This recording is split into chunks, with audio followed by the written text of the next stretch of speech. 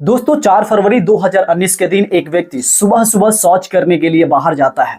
जैसे ही कुछ दूरी पे जाता है तो वो देखता है कि एक बॉडी का पार्ट यानी कि पैर कट के गिरा पड़ा है।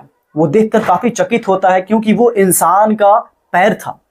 वो देखकर डर जाता है, चिल्लाने लगता है। अब आसपास के जो भी वहां पे निवासी होते हैं, जो भी शौच करने आए होते हैं, वो वहां पे आते हैं। फिर वो देखते हैं तो वाकई में वो अधकटा पैर था, जिसे देखकर सबके होश उड़ जाते हैं। भीड़ उमड़ जाती है। उसके बाद से अंदाजा लगाया जाता है कि शायद ये किसी लड़के की पैर है जिसकी उम्र शायद 12 साल रही होगी। अंदाजा लगाते हैं। बाद में पुलिस को इन्फॉर्म किया जाता है। पुलिस भी वहां पे पहुंच जाती है। पुलिस छानबीन करने लगती है क्योंकि पैर ही सिर्फ मिला हुआ था, पूरा बॉडी मिला नहीं था।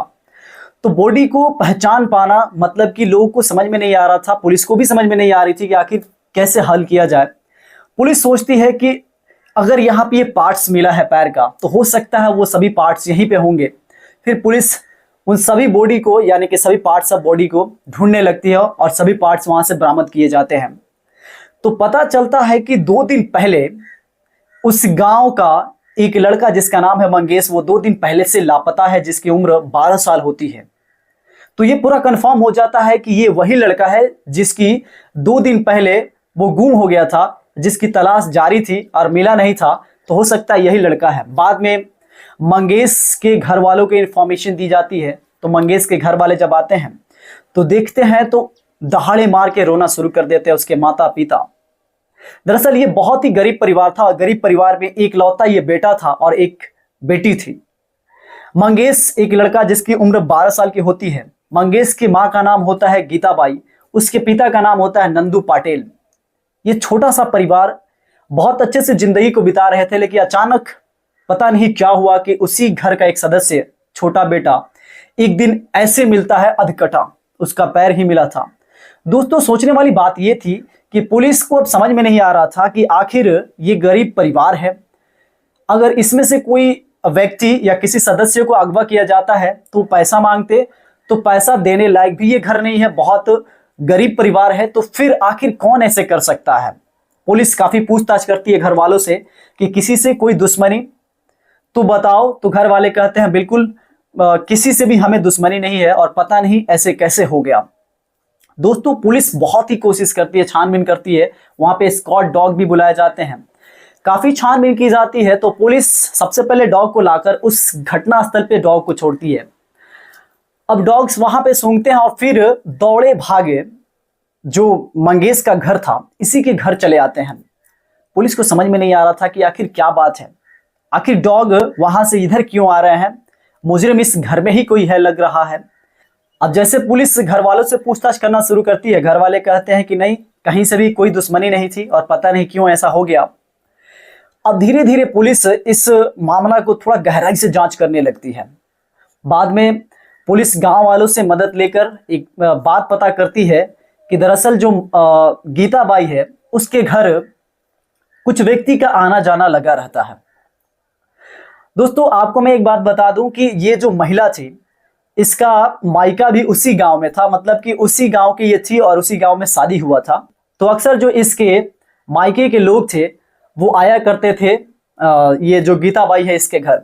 और गीताबाई का जो पति था नंदू पाटिल, ये तो अक्सर बाहर ही रहा करता था, पैसा कमाता था।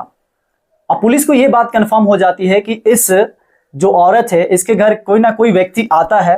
फिर उन लोगों को भी पुलिस गिरफ्तार करती है, यानी कि वो जो व्यक्ति होता है जिसका नाम होता है समाधान पटेल। समाधान पटेल जो कि अक्सर ये जो औरत है यानी कि गीताबाई इसके घर आया करता था।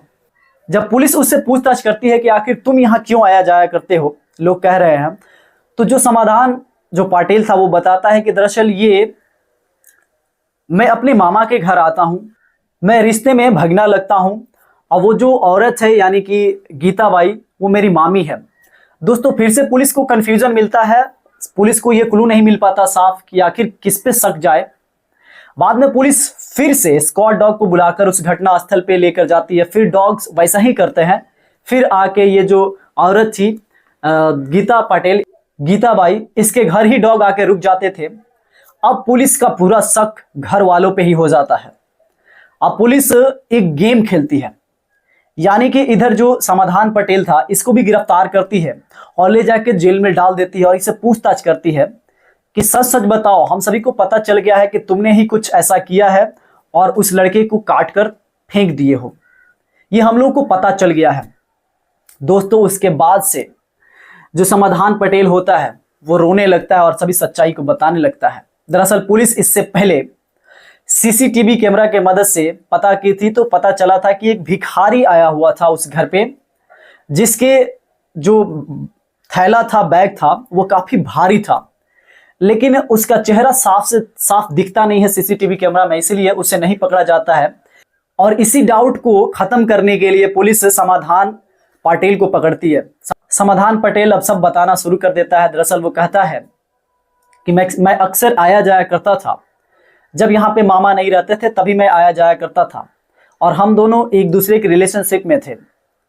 लेकिन साथ ही साथ इस केस में एक और आदमी का चेहरा आता है सामने, जिसका नाम होता है राजेंद्र पटेल, वो भी उसी गांव का रहने वाला होता है। अब यहाँ पे समाधान पटेल कहता है कि मेरा दोस्त जिसका नाम है राजेंद्र पटेल वो भी मेरे साथ था, और जो लड़का था यानी कि मंगेश जिसकी पैर कटी हुई है, ये लड़का हर रोज की तरह स्कूल जाता था, लेकिन उस दिन शनिवार था जब वो पहले ही घर आ गया था। उस वक्त जो नंदू पटेल थे वो घर पे नहीं थे, वो काम करने के लिए गए होते हैं, और उस वक्त ये आता है समाधान पटेल और वो साथ में अपने दोस्त को भी यानी कि राजेंद्र पटेल को लेकर आता है। फिर ये दोनों आ जाते हैं।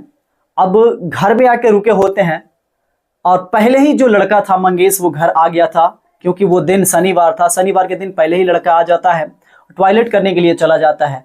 फिर जब वो बाहर आकर देखता है तो जिस हालात में वो अपने माँ को देखता है वो देखते ही रह जाता है, उसकी आंखें फटी हुई रह जाती हैं। तभी पास में पड़े एक जो लाठी होता है उससे उठाकर जो समाधान पटेल था उस बच्चे को मार देता है। वो लड़का एक लाठी पड़ते ही बेहोश हो जाता है। 12 साल की उम्र है, 12 साल की उम्र है। बाद में ये दोनों व्यक्ति यानी कि राजेंद्र पटेल और समाधान पटेल और साथ में उसकी माँ भी, ये तीनों मिलकर, अब तो वो लड़का डेथ कर गया होता है, अब उस डेथ बॉडी को हटाना होता है। तब ये एक एक करके उसके पार्ट्स को अलग करते हैं और ले जाकर फेंकते हैं। जो कि व्यक्ति निकला था सुबह शौच करने के लिए वही देखता है और पुलिस को बुलाता है। दोस्तों जब ये कहानी को बताते हैं, जब अपने घटना को बताते हैं, तो पुलिस भी दंग रह जाती है, वो भी सन्न हो जाती है। यहाँ पे हम सोच नहीं सकते हैं कि एक माँ भी अपने बेटे को इस तरह से कत्ल कर सकती है। आज कलयुग ही चल रहा है और कलयुग में कुछ भी हो सकता है दोस्तों। तो एक माँ इस तरह से अपने बेटे को हमेशा हमेशा के लिए दुनिया से दूर कर देती है, बस अपने हवस के चक्कर में। और ये छोटा सा लड़का जिसकी कोई गलती नहीं थी, अभी जिंदगी की शुरुआत भी नहीं हुई थी, उस लड़के को ये मौत के घाट उतार देते हैं। दोस्तों बाद में पुलिस इन तीनों को गिरफ्तार करती है, इन पे मर्डर का केस लगाकर जेल में डाल दिया जाता है। इस कहानी को सुनाने का उद्देश्य आपको अवेयर करना है, जागरूक करना है, आपकी भावनाओं को ठेस पहुंचाना बिल्कुल नहीं है। मिलते हैं नेक्स्ट वीडियो में एक नए कहानी के साथ, तब तक के लिए जय हिंद, जय भारत।